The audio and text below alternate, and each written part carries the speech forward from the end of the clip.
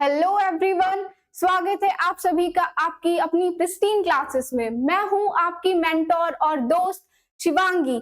So guys, मैं आज आपके साथ लेके आई हूं इकोनॉमिक्स का सिलेबस, जो कि आपके एग्जाम एनसीईटी आईटीईपी के लिए बहुत इंपॉर्टेंट है। ठीक है, आपको सिलेबस जानना बहुत इंपॉर्टेंट है क्योंकि सिलेबस आपको एक डायरेक्शन प्रोवाइड करता है। विदाउट सिलेबस आप अपने एग्जाम को बेटर नहीं बना सकते हैं। सो बहुत इंपॉर्टेंट है आपके लिए सिलेबस को जानना। सो लेट्स स्टार्ट। उसके पहले मैं आपको बता देना चाहती हूँ कि हमारी प्रिस्टीन क्लासेस पे आपको 3 कोर्सेस अवेलेबल है, BA BEd, BSc BEd and BCom BEd, जिसका कोर्स का प्राइस है 3500। बट गुड न्यूज, आप लकी फर्स्ट 50 स्टूडेंट्स को 30% ऑफ मिलेगा। आप यहाँ से आप कोर्स परचेज कर सकते हैं। एंड अगर कोर्स परचेज करना है तो आप यहाँ इस कॉन्टेक्ट नंबर पे कॉल करके और एनालिसिस और डिटेल के लिए हमसे कांटेक्ट कर सकते हैं। ठीक है, आपको यहाँ पे फ्री वीकली टेस्ट मिलेगा और आप जो बच्चे फ्री में हमारे कोर्स का, हमारे ऐप का अगर बेनिफिट लेना चाहते हैं तो आपको यहाँ पे फ्री में आपको कुछ वीडियोस लेक्चर्स भी मिलेंगे, आपको कुछ पीडीएफ नोट्स वगैरह भी मिलेंगे। आप हमारे कोर्स को परचेज कर सकते हैं। ये है आपको कांटेक्ट नंबर, यहाँ पे आप कांटेक्ट करके देख सकते हैं। तो let's start with economics syllabus. तो मैं आपको बताना चाहती हूँ कि हमारा पेपर का पैटर्न कैसा रहा है। तो गाइस, पहले क्या होता था, पहले हमारे 25 क्वेश्चंस आते थे, जो कि अब चेंज हो गया है। अब कितने क्वेश्चंस आ रहे हैं? अब एनटीए ने 28 क्वेश्चंस कर दिए हैं, जिसमें से कि आपको 25 क्वेश्चंस अटेम्प्ट करने हैं। आप कोई भी 3 क्वेश्चंस स्किप कर सकते हैं, नो इश्यूज। आपको करेक्ट आंसर के +4 मार्क्स मिलेंगे एंड रॉन्ग आंसर के -1। ठीक है, तो ये नेगेटिव मार्किंग होती है यहाँ पे। ठीक है, आपको टोटल 100 मार्क्स का ये आपका एग्जाम का जो इकोनॉमिक्स का पोर्शन है वो रहेगा। ठीक, clear? Let's start with our syllabus. So guys, ये जो आपका इकोनॉमिक्स का सिलेबस है, ये आपके 3 पार्ट्स में बटे हुए हैं। फर्स्ट है micro economics, then second macro and Indian economic development. तो मैं आपके साथ ये एनालिसिस लेके आई हूँ 2023 और 24 का, कि कैसे हमारे क्वेश्चन पेपर में कितने क्वेश्चंस किस टॉपिक से रहा है। ये हमारे लिए जानना बहुत इंपॉर्टेंट है, क्योंकि इससे हमें पता चल जाए किस टॉपिक की कितनी वेटेज है। तो ये हमारे एग्जाम को प्रिपरेशन को और बेटर बनाता है। मैं आपके साथ ये कुछ टॉपिक्स के डिटेल्स, पीवाईक्यूज के क्वेश्चन शेयर करूंगी। उसके बाद फिर हम आपका देखेंगे सिलेबस क्या होता है। ठीक है, so let's start. So guys, सबसे पहले हमारा इंट्रोडक्शन टू माइक्रो इकोनॉमिक्स, जिससे 2023 में कोई क्वेश्चन नहीं आया था। ठीक है, लेकिन 2024 में 1 क्वेश्चन आया था। इससे बहुत बेसिक क्वेश्चंस पूछे जाते हैं। फॉर एग्जांपल कि व्हाट इज माइक्रो इकोनॉमिक्स, ऐसे ही क्वेश्चंस पूछे जाते हैं। उसके बाद हमारा है कंज्यूमर बिहेवियर। इससे आपके 23 में 4 क्वेश्चंस आए थे। उसके बाद 24 में आपके ओनली 2 क्वेश्चंस आए थे। उसके बाद हमारा पार्ट बी स्टार्ट हो जाता है। गाइस, इसमें क्या है, हमारा कंज्यूमर बिहेवियर ही नहीं है सिर्फ, इसमें आपका इंडिफरेंस कर्व, डिमांड वाला चैप्टर, आपके प्रोडक्शन कर्व, ये जो कि आपके सिलेबस में इतने डिटेल में दिया नहीं है, बट फिर भी कुछ क्वेश्चंस यहाँ से आते हैं हमेशा। ठीक है, तो इसके बाद हमारा आता है पार्ट बी, जो कि है मैक्रो इकोनॉमिक्स। इसमें सबसे पहले हमारा नेशनल इनकम है, जिससे कि 2023 में 5 क्वेश्चंस आए थे। आप देख सकते हैं कि कितना इंपॉर्टेंट है ये हमारे इकोनॉमिक्स के सिलेबस के लिए, पेपर के लिए। ठीक है, उसके बाद आपका 24 में 4 क्वेश्चंस आए थे। उसके बाद हम बात करें अगर determination of income in employment की, तो इससे आपके 1 question from 23 and 4 question from 24। देखिए, इस टॉपिक का वेटेज बढ़ा है। ठीक है, उसके बाद आपका आता है मनी एंड बैंकिंग। इससे 4 questions from 23 and 4 questions from 24। ये टॉपिक भी बहुत इंपॉर्टेंट टॉपिक है। ये बेसिकली थियरी वाला पोर्शन है, इसमें न्यूमेरिकल्स नहीं होते हैं। इसके बाद आपका आता है गवर्नमेंट बजट एंड इकोनॉमी। ठीक, इससे आपका 1 क्वेश्चन आया है 23 में और आपके 24 में 2 क्वेश्चंस आए हैं। उसके बाद हमारा नेक्स्ट है balance of payment and foreign exchange. ठीक, इसका आपका 23 में 2 क्वेश्चंस और 24 में 2 क्वेश्चंस। इसके बाद हमारे इंडियन इकोनॉमिक डेवलपमेंट का पोर्शन स्टार्ट हो जाता है, जो कि आपका है इकोनॉमिक रिफॉर्म्स। ठीक, जो हमारे ब्रिटिशर्स चले गए थे उसके बाद के जो भी चेंजेस हुए थे या फिर उसके पहले के जो भी चेंजेस थे, वो सारी चीज इसमें हम पढ़ेंगे। ठीक है, तो इसमें आपका 4 क्वेश्चंस फ्रॉम इकोनॉमिक आपका 23 में आया एंड 24 में आपके 6 क्वेश्चंस देखने को मिले थे इस चैप्टर से। ठीक है, उसके बाद आपके करेंट चैलेंजेस ऑफ इंडिया। ठीक है, ये है आपका, इससे 23 में 3 क्वेश्चंस एंड आपके 24 में ओनली 1 क्वेश्चन। ठीक, उसके बाद हम लोग देखेंगे कि डेवलपमेंट एक्सपीरियंसेस इन इंडिया, इससे आपका 23 में 1 क्वेश्चन एंड 24 में 2 क्वेश्चंस। सो गाइस, आप देख सकते हैं कि यहाँ पे आपके जो 23 है उसमें आपके 25 क्वेश्चंस होते थे सिर्फ। ये आपका ईयर 2023 है एंड ये आपका ईयर 2020। ठीक है, तो आप देख सकते हैं कि कैसे ये आपका पेपर का पैटर्न, आपका ट्रेंड चेंज हुआ है। पहले आपके 25 क्वेश्चंस होते थे जो कि कंपलसरी होते थे अटेम्प्ट करना, बट आपके 24 में क्या हो गए, 28 क्वेश्चंस हो गए, जिसमें से कि आप कोई भी 3 क्वेश्चन स्किप कर सकते हैं। बट हमें ऐसे प्रिपरेशन करनी है कि हमें सारा क्वेश्चन आता हो, हम सारे क्वेश्चन अटेम्प्ट कर पाए। ठीक है, so let's start with our syllabus. So guys, सबसे पहले मैं आपको माइक्रो इकोनॉमिक्स का सिलेबस बताने वाली हूँ। तो माइक्रो इकोनॉमिक्स, जैसे कि आप सभी जानते हैं माइक्रो इकोनॉमिक्स क्या होता है। जैसे हम किसी भी इंडिविजुअल फर्म के बारे में अगर बात करते हैं तो वो हमारा माइक्रो इकोनॉमिक्स का पोर्शन हो जाता है। ठीक है, तो इसमें सबसे पहले तो हमें बेसिकली देखना है कि माइक्रो इकोनॉमिक्स होता क्या है। ठीक है, आपके 23 में इसी से 24 में आपके इसी से क्वेश्चन आया था, इसकी डेफिनेशन से क्वेश्चन बना था कि माइक्रो इकोनॉमिक्स आपका क्या है। ठीक, तो आपके लिए इंपॉर्टेंट है माइक्रो इकोनॉमिक्स को समझना कि माइक्रो इकोनॉमिक्स क्या होता है। उसके बाद आपके हैं सेंट्रल प्रॉब्लम्स, इसमें आपका क्या आता है, how to produce, whom, for whom to produce,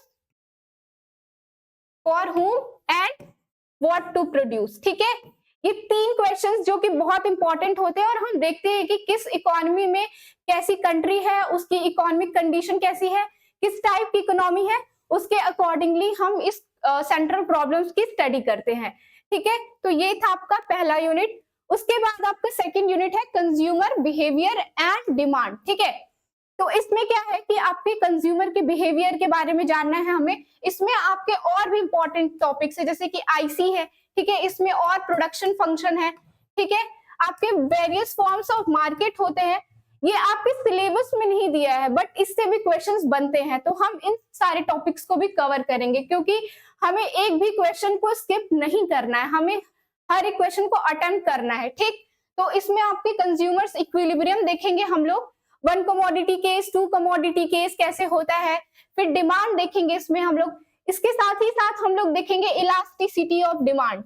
ठीक है, इलास्टिसिटी ऑफ डिमांड, और हम लोग देखेंगे कि इलास्टिसिटी ऑफ डिमांड के कितने टाइप्स होते हैं, कितने मेथड्स होते हैं, इसके न्यूमेरिकल क्वेश्चंस आते हैं गाइस, न्यूमेरिकल क्वेश्चंस इसके इंपॉर्टेंट होते हैं। इलास्टिसिटी ऑफ डिमांड के न्यूमेरिकल क्वेश्चंस बहुत इंपॉर्टेंट है, वो एग्जाम में पूछता है। ठीक, तो ये था हमारा कंज्यूमर इक्विलिब्रियम का। उसके बाद हमारे स्टार्ट हो जाता है मैक्रो इकोनॉमिक्स का पोर्शन। मैक्रो इकोनॉमिक्स का पोर्शन हमारे स्टार्ट हो जाता है। ठीक है, इसमें हमारा सबसे इंपॉर्टेंट तो यही है कि व्हाट इज मैक्रो इकोनॉमिक्स। ठीक है, आपको ये जानना बहुत इंपॉर्टेंट है कि मैक्रो इकोनॉमिक्स क्या है, आपको डिफरेंस पता होना चाहिए माइक्रो और मैक्रो का। ठीक, मैक्रो इकोनॉमिक्स के आपके टॉपिक से भी क्वेश्चंस बनते हैं कि मैक्रो इकोनॉमिक्स क्या होता है। इसके बाद हमारा आता है national income and related aggregates, जिसमें कि हमारा जीडीपी, जीएनपी, ठीक है, एनआई, ये सब कैलकुलेट करना होता है। इससे मैंने जो क्वेश्चंस देखे हैं 23, 24 के, उसमें क्या है कि आपके न्यूमेरिकल क्वेश्चंस बहुत ज्यादा इससे आते हैं। बेसिकली आपके न्यूमेरिकल क्वेश्चंस ही बनते हैं इससे, तो हम लोग सारे न्यूमेरिकल क्वेश्चंस को सॉल्व करेंगे। ठीक है, आपको कुछ दिया रहेगा डेटा, उसके साथ आपको न्यूमेरिकल क्वेश्चन, आपको जीडीपी कैलकुलेट करना होगा, आपको जीएनपी कैलकुलेट करना होगा। ठीक है, तो ये हमारा नेशनल इनकम का पोर्शन था। आपको डिटेल में पढ़ना होगा कि नेशनल इनकम क्या होता है। ठीक, इसके बाद हमारा आता है determination of income and employment. ठीक है, तो इससे भी कुछ कुछ न्यूमेरिकल क्वेश्चन बनते हैं, जैसे कि आपको कैलकुलेट करना होता है एमपीसी, एमपीएस। ये क्या होता है? Marginal propensity to consume and marginal propensity to save. ठीक है, तो इसमें हम लोग देखेंगे कि क्या क्या हमारे इनकम कैसे होता है, हमारी सेविंग कैसे काम करती है। ठीक है, हमारा इसमें हमको पढ़ना है एग्रीगेट डिमांड, एग्रीगेट सप्लाई।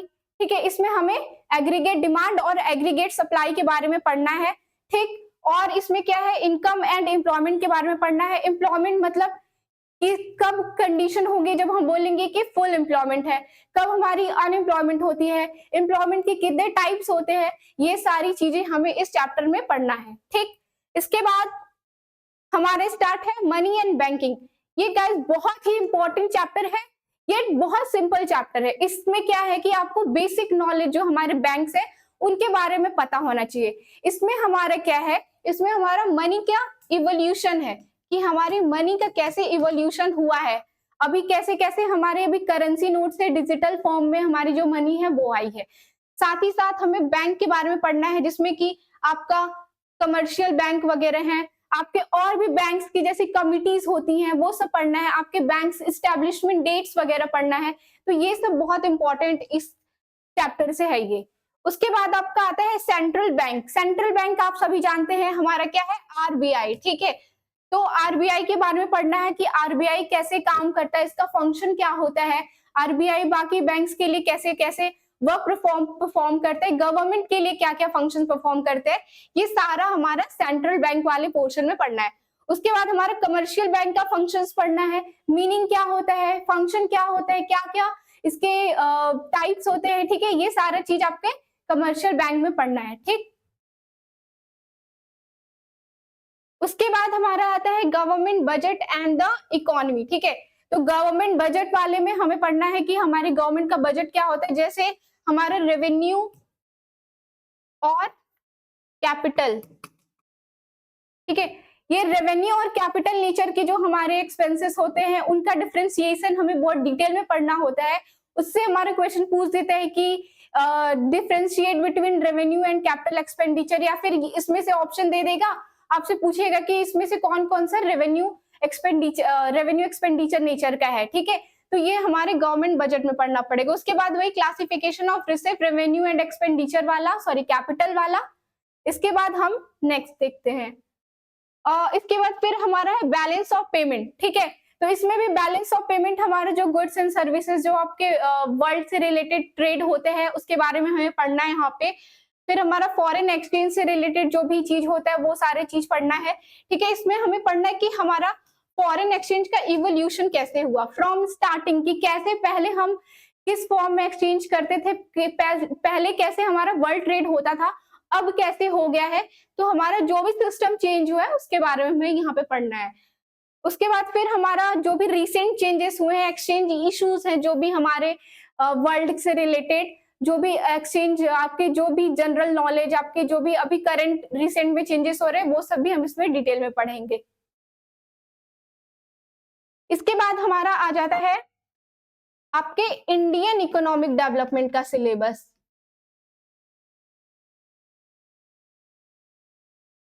ठीक है, आपके इंडियन इकोनॉमिक डेवलपमेंट का सिलेबस आ जाता है।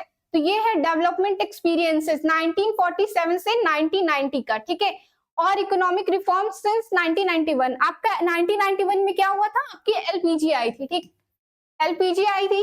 इसके पहले आपका जब इंडिया इंडिपेंडेंस हुआ उसके पहले ब्रिटिशर्स ने हमारे कंट्री में कैसा सब इफेक्ट किया था, उनके जाने के बाद कैसा इफेक्ट हुआ, हमारी इंडस्ट्रियलाइजेशन कैसे आई, हमारी इंडस्ट्रियल पॉलिसीज कैसे चेंज हुई, पूरा डिटेल में आपको पढ़ना है एलपीजी तक का लेके। इसके बाद current challenges facing the Indian economy, इसमें आपको पढ़ना है poverty, human capital formation, unemployment, infrastructure. ठीक है, ये सारे पॉइंट्स इसमें है। और आपका एक है सस्टेनेबल इकोनॉमिक डेवलपमेंट। ठीक है, तो ये सारे जो पॉइंट्स है ये आपके करंट चैलेंजेस जो आपकी इंडिया फेस कर रही है उससे रिलेटेड आपको पढ़ना है इसमें, कि हमारी पॉवर्टी कितनी बड़ी प्रॉब्लम है आज के टाइम में, और आपका ह्यूमन कैपिटल फॉर्मेशन, हम कैसे आपके ह्यूमन कैपिटल को फॉर्म कर सकते हैं, कैसे उनके ऊपर इन्वेस्टमेंट करके, ठीक। और आपका अनएम्प्लॉयमेंट इतना बड़ा इशू है, तो ये सारे टॉपिक्स हम इस वाले चैप्टर में पढ़ेंगे। उसके बाद आपका है डेवलपमेंट एक्सपीरियंस इन इंडिया, कि हमारी इंडिया कैसे कैसे डेवलप हुई है अभी के टाइम में, और हमारा इसमें क्या है, कंपैरेटिव एनालिसिस है पाकिस्तान और चाइना के साथ, ठीक है, कि पाकिस्तान और चाइना में कैसे कैसे थे चेंजेस पॉलिसीज, और हमारी इंडिया में कैसे कैसे पॉलिसीज और चेंजेस हुई है। तो गाइस ये था आपका सिलेबस पूरा, और मैं बता देना चाहती हूँ कि इसके साथ ही साथ आपके बहुत सारे करंट जनरल नॉलेज के क्वेश्चंस आते हैं जो आपके रिसेंट में इकोनॉमिक चेंजेस हो रहे हैं, जैसे कि आपका बहुत इंपॉर्टेंट है जीएसटी, डीमोनेटाइजेशन, ये सारा जो चेंजेस है, ये सारा जो एक कोई पॉलिसीज गवर्नमेंट ने लाई है इकोनॉमी के लिए, या फिर आपके जो इतनी सारी इकोनॉमिक ट्रीटीज वगैरह हो रही हैं, वो सारे भी बहुत इंपॉर्टेंट है आपके इकोनॉमिक्स के लिए। तो हम सब वो सारी चीजों को बहुत डिटेल में पढ़ेंगे अपनी ऐप पे, आपको यूट्यूब पे भी कुछ क्लासेस मिल जाएंगी, सो आप देखते रहिए। तो ये था हमारा आज का वीडियो। अगर आपको वीडियो अच्छी लगी हो तो please like, share and subscribe, और ऐसे ही कंटेंट के लिए हमारे प्रिस्टीन क्लासेस से जुड़े, और आपको नोटिफिकेशन मिल जाएगा, आप हमारे सब्सक्रिप्शन बटन को प्रेस करके आपको नोटिफिकेशन मिल जाएगा, और बाकी डिटेल एनालिसिस के लिए आप हमारे ऐप को भी ले सकते हैं, आप परचेज कर सकते हैं, और आपको वहां पे वीकली और आपको कुछ पीडीएफ वगैरह फ्री वहां पे मिलेंगे, ठीक है। तो अगर आपको वीडियो अच्छी लगी हो तो please like, share and subscribe. Thank you.